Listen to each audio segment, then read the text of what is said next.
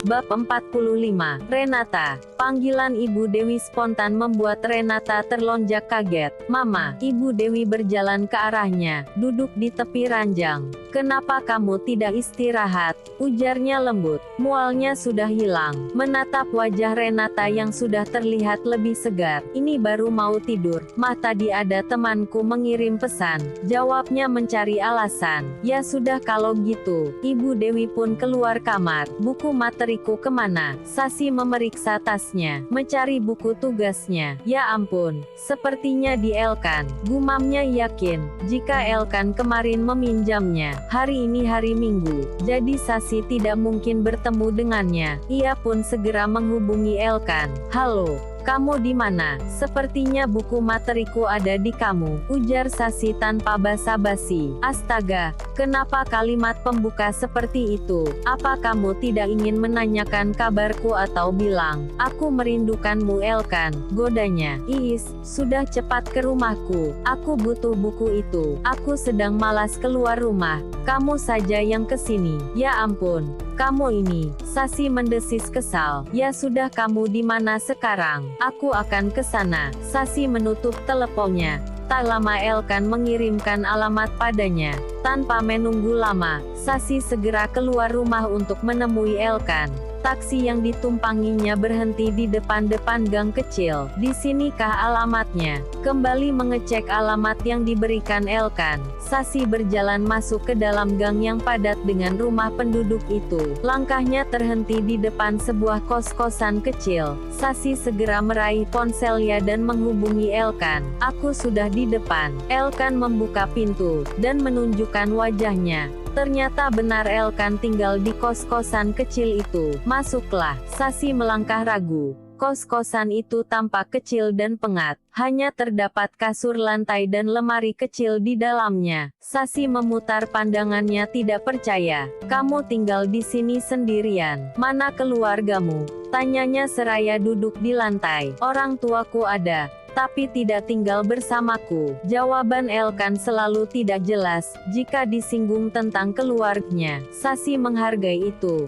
"Kamu mau langsung pulang? Kamu pasti lelah. Istirahatlah sebentar." Elkan beranjak dari duduknya. Tidak lama ia kembali, seraya membawakan segelas teh hangat untuk Sasi. "Terima kasih." Sasi tampak canggung. Ia melihat sekelilingnya. Takut jika kosan ini tidak boleh didatangi wanita. "Istirahat sebentar, nanti aku akan mengantarmu pulang." Elkan mengambil gitar di sisinya. Jemarinya mulai memetik senar gitar dengan lihai, seraya bernyanyi. Sasi menyukai suasana seperti ini. Elkan selalu bisa membuatnya nyaman. "Suaramu bagus," pujinya. "Wajahmu cantik," balasnya, yang tentu saja membuat Sasi tersipu. Terlebih Elkan tidak mengalihkan pandangannya. "Kenapa melihatku seperti itu?" tanyanya. Jantungnya mulai berdegup tak karuan. Ada desiran hangat yang tak lama ia rasakan, saat mata teduh itu terus menatapnya. Elkan menghentikan permainan gitarnya, masih menatap Sasi dengan lembut. "Apa boleh jika aku mencintaimu?" "Apa?" Sasi dibuat tak percaya mendengarnya. "Apa ini semacam pernyataan cinta? Kamu tidak mendengar ucapanku?" Elkan masih menatapnya dalam.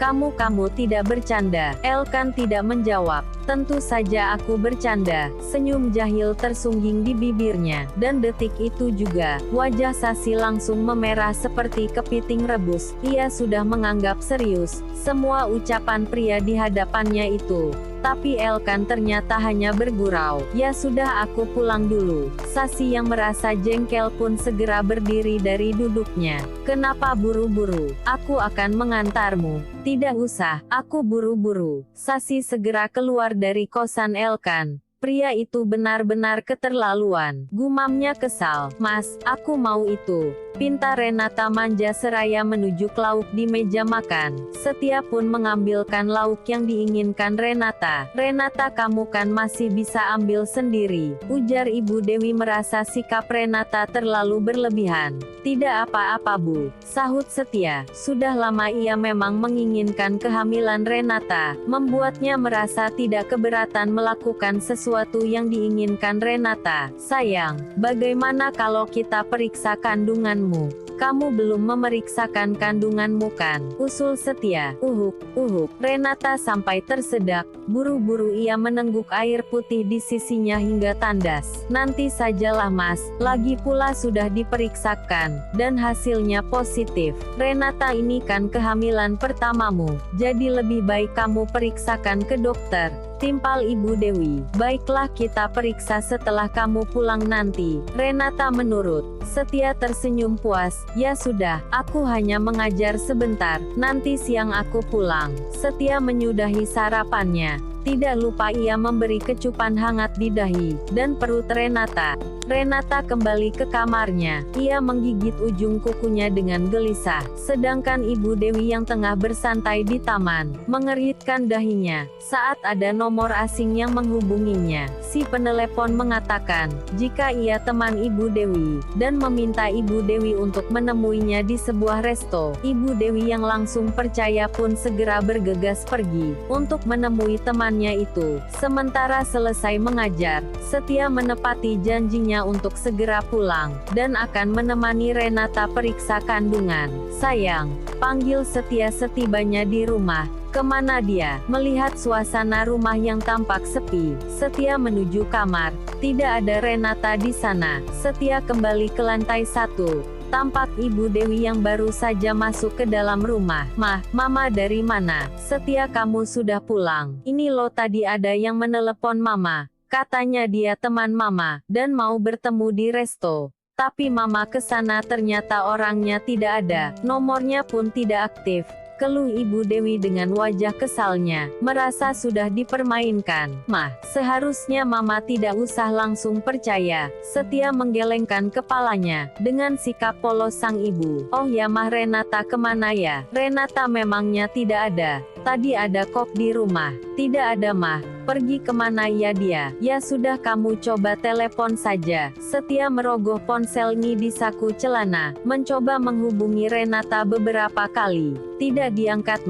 Mas, kamu sudah pulang. Setia menoleh, melihat Renata yang sudah berdiri di ambang pintu. Sayang, kamu dari mana saja? Tanyanya, menghampiri Renata. Ini Mas, aku habis dari rumah sakit kontrol kandungan. Kontrol kandungan? Lo katanya mau pergi sama aku. Aku lupa Mas, kalau aku pernah periksa sendiri, dan pagi ini jadwal kontrol kandungnya. Siang tidak ada dokternya Mas. Jelas Renata, seharusnya kamu hubungi aku kalau mau pergi. Aku bisa langsung meninggalkan kampus. Wajah Setia terlihat kecewa. Ia sudah sangat antusias. Maaf ya, lain kali kita periksa bersama. Dan lihat ini. Renata mengambil sesuatu dari tasanya. Ini. Bola mata Setia dan Dewi langsung tertuju pada foto USG yang diberikan Renata. Ini calon cucu Mama, seru Ibu Dewi dengan bola mata berbinar senang, melihat gambaran sang jabang bayi yang masih sangat kecil seukuran biji kacang. Iya